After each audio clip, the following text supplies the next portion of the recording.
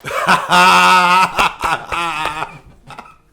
on, you guys. 2-0 win against Everton tonight. And I don't know what it is. Like, I really do not know what it is. But whenever we use a back three system against them, we tend to dominate, we tend to win, and we tend to play some beautiful football. I mean, today, this was domination to a T. And consider this month we had. We had massive games against Atleti, against Liverpool, United, Everton. We've made this month, these past few weeks, you guys look extremely easy. And I'm fully here for it. And the man that has to get the most credit for this, of course, is our new gaffer in Thomas Tuchel. Now, straight from the start, of course, as there tends to be every single time when there is a lineup announced before the game, there's controversy, there's man losing their minds, and there's all this like negative talk and discourse non-stop. Now, when I saw that lineup, I thought to myself, okay, let's go. All right, I fully understood what Tuchel was doing, why he picked that lineup. I'm going to break it down for you guys. I mean, we'll start from the back. We look at Kurt Zouma. The reason why he was playing was because we needed someone to go man v man against Calvert-Lewin. And Zouma is probably the best guy in the league in the air right now. Him and Van Dijk are in the absolute league of their own. And Calvert-Lewin, who's been one of the most potent strikers ever, who is key to Everton, their build-up. You know, his physicality, his ability to act as that target man. Well, he came up against his match in Kurt Zouma, who absolutely just sniffed him out the entire game. And it got so bad that Calvert-Lewin had to try and play it on the opposite side, where he found no joy against Christensen as well. So, massive credit to Zouma. You know, we see Marcus Alonso playing this game too, and Marcus was looking fresh. Now, we know that playing as a left wing back, that is his position. That is his best position in the team, and the amount of space he was finding down that left-hand side. Now, I'm going to speak about our wide rotation, some of our play, our ability to just get past Everton and just control the game against them. But today, Alonso had a great game, and I'm not going to go through the entire lineup, the entire team, of course not. There is going to be a player ratings video coming out afterwards, so make sure you guys stay tuned for that one. But then, of course, there was some controversy in regards to Mason Mount not being part of the team either. Now, he's been one of our best players, if not our best player, of these past few games, and it's only natural that he has a bit of a break. Now, it was Havertz in place of him playing as a false nine. You know, I'm not going to speak about Kai just yet. Let me get into you guys. I've got a lot to say about the German ghost. You guys know I've been waiting to see this guy play as a false nine for a very long time. But the other big surprise I just was so happy to see, finally, was Hudson-Odoi playing as a left winger. Now, you guys, like me, you know, we've been watching this guy from the academy all those years back, tearing it up down that left-hand side, cutting inside, blasting those shots into the back of the net. We know that Callum has this in his game in abundance. And Tuchel, you know, he's been teasing us. He's been teasing the fact that Hudson-Odoi is going to find his place in the team playing left wing.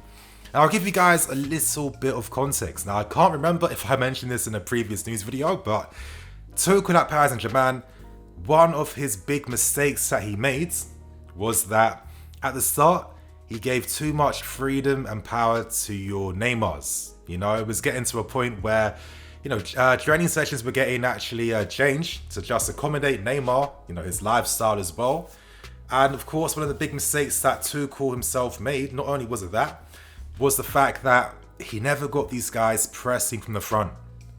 In modern day football, you cannot have your front three doing absolutely nothing from a defensive point of view. And when you break it down, it's no surprise why he's been very, I don't want to say harsh, very firm, very strong with Hudson-Odoi. Callum can do both. He can do everything. We've seen this guy play right wing back. We've seen this guy playing down the right hand side as well. He can play down the left hand side too. And, you know, consider that you can coach a player at his age who can do everything from a defensive point of view, as well as having that attacking threat and that potency in the final thirds. I mean, that is the best of both worlds, and you know, you're guaranteed to have an extremely serious player on your hands. You know, we haven't had many left wingers recently who have that attacking ability alongside the defensive work rate, and I feel like Callum as he keeps developing, improving, and playing down that left-hand side is only going to get better. I mean, wow, today, just his invention, I feel like he gets so much more from Callum down that left-hand side. He can play make and he can score. And there's a reason why Bayern Munich came in with 70 million to sign this guy, because in world football, there aren't many wingers that can do both in the game. I mean, some of his passes in behind, some of his movement between the lines too in the half spaces, him, Alonso and Cover was so key with their wide rotations down that left-hand side. Those wide rotations that were absolutely just stretching Everton, dominating them. I understood why Ancelotti used a diamond midfield against us. Did it work entirely? I'm not too sure, because our wing-backs had time and space all the time. Whenever they tried to close us down, we had the ability to play out from their pressure out wide. We were able to create those 3v2s, those 4v3s in the wide areas too. Constantly find the guy in the middle to switch play to the opposite flank. And we kept switching the play left to right, left to right, left to right. Finding those spaces between the lines. And, between the lines, spaces, that one guy today who played the biggest role, the most crucial role tonight, who had the most involvement for the team tonight, was Mr. German Ghost, Kai Havertz. Now, you guys who watched my previews, you've known, I think in like every single lineup for the past 2 months, I've been hoping to see Havertz playing as a false nine. Now, I'm not going to repeat myself in regards to why, I've been so desperate to see Kai play false nine.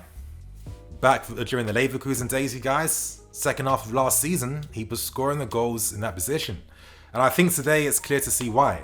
Now, one of the biggest differences that I saw between Kai playing false nine and Mason Mount playing false nine is that with Mount, he plays a much more supportive role. When he plays that role, it's about the wide guys alongside him who are then going to venture into that space left and behind Mason. With Kai, when he plays false nine, he's the guy that gets on the end of the moves. And for me, this is why I think that this is his perfect position. I think he could have been an 8, but I'm happy to see him continue to play as a 9, because when you consider Havertz, his body type, his physique, he's 6'3", amazing finishing, that composure, great aerially too. He can use his body to shield the ball, his sense of space, his timing of his runs, his movement, and his ability in those tight spaces. It makes a ton of sense that you can, use all those attributes in his game, and that can easily translate to a false 9 role. Today he showed why he's going to be an incredible player for us in the future. For me, his best game in the Chelsea shirt from his involvement for the first goal. I mean, great play by Alonso, but Havertz, he was teasing us in that first half with his late arrivals inside the box. And I call him the German Ghost for a reason, because when you play a guy of his stature and his attributes in a position like this, where he's unmarked but he's completely withdrawn from the game, you make it hard for defenders to mark him and find him inside the box. And Lampard was using his own way to try to get the best out of Havertz, which I still believe definitely could have worked. We just didn't have the right components in the team at the time. Right now, things are absolutely different. We're playing differently, but this team still prospers with that profile of player and Havertz's attributes in the game. Like I said, from his first involvement for the first goal, in the second half as well, for me, desperately unlucky that actually counted as a handball. I think that was absolute nonsense in my opinion. Yeah, I know the replays, you can slow it down to one frame, half a frame, whatever, but in the heat of things, for me, that was a genuine attempt to go with the ball with his chest. I didn't even see him move his arm, to be honest. But even then, from that moment, look at the composure this guy added with his finish in the end. That is the composure we've been missing in the final third. It's the composure we haven't been seeing from Timo Werner. And of course, in the end, Havertz, who gets on the end of a beautiful, amazing pass from Kovacic, splitting open Everton completely, skips past Pickford, wins the penalty. Now, I'm hoping next season, man, I want to see my attacking players taking these penalties, because, even though Jorginho was good today and he got the penalty, I think that's 7 pence for Jorginho. And considering that other teams use their attacking players to get these goals, you know, that's like 3 opportunities for our attacking players to stat pads. Next season, I'm sure that's going to be different, you guys. But, you know, Havertz today was instrumental in everything we did. I'm hoping to see more of this. It's quite clear that Tuchel doesn't fancy our strikers and Giroud and Tammy at this point in time. We'll see what happens as the season goes on. But I think right now, Kai Havertz, as I've been discussing for a while, I think that's the direction to go into, you guys. But anyway, we continue on, and you know, I'm not going to break down how this game was. You guys saw it for yourself. I'll discuss it in further detail tomorrow. But you know what I loved about the second half too was the option to be out of the bench. Now with Tuchel, I agree with his man management. He's been rotating the team, keeping these guys fresh, utilizing the entire squads. You know, in the end, I see the light. I agree with it, I do understand, and you know, he's a manager that believes in that short style possession game, and we do have the players to play that style of football. So, you know, in the second half, when, you know, we're able to then bring on Mason Mount, N'Golo Kante, Christian Pulisic, I mean, that is the type of depth and options from the bench that you could potentially mount a title challenge with. It's not going to happen now. I think Man City are clear, but next season, it does feel like we are doing the right things now to potentially do something for next season. You know, to bring on Kante and Mount, you know, guys that have the quality, the technicality, and the legs too to maintain the tempo, to maintain that momentum. I think that is absolutely key.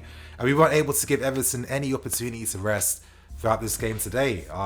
Honestly, from the way we played to the way every player performed today, I don't want to say other than Timo Werner. I think Werner did his thing in his own right, but you know, at least he's now getting in better scoring opportunities. I know I'm setting the barrel very low, you guys, but come on, Timo, man. You need to get that goal soon, bro. Like, you know, there was opportunities today where composure was needed, taking your shots a bit quicker, but you know, I don't blame him at the same time. I mean, how many different attacks has he been playing with this season? But I do think with this lineup that we saw today, and Hudson-Odoi, Havertz and Werner, I feel like there's potential there. And to be honest, if Werner doesn't step up, we've got other players that can easily displace him in the team and make him that squad option. So honestly, you guys, this was a dominant, confident, standout performance today from not only Tuchel, to not only the players, but to literally every component of our game today. I feel like we're going to get second once the season ends. Absolute, complete turnaround. Beautiful to see. And on that note, you guys, I'm going to wrap things up and keep things moving. Thank you for watching. There is going to be the player ratings video coming out an hour after this, so make sure you stay tuned. I'm UniFC, this is Blue Lines TV. I'll catch you guys later with some more videos. Come on, Chelsea, let's go!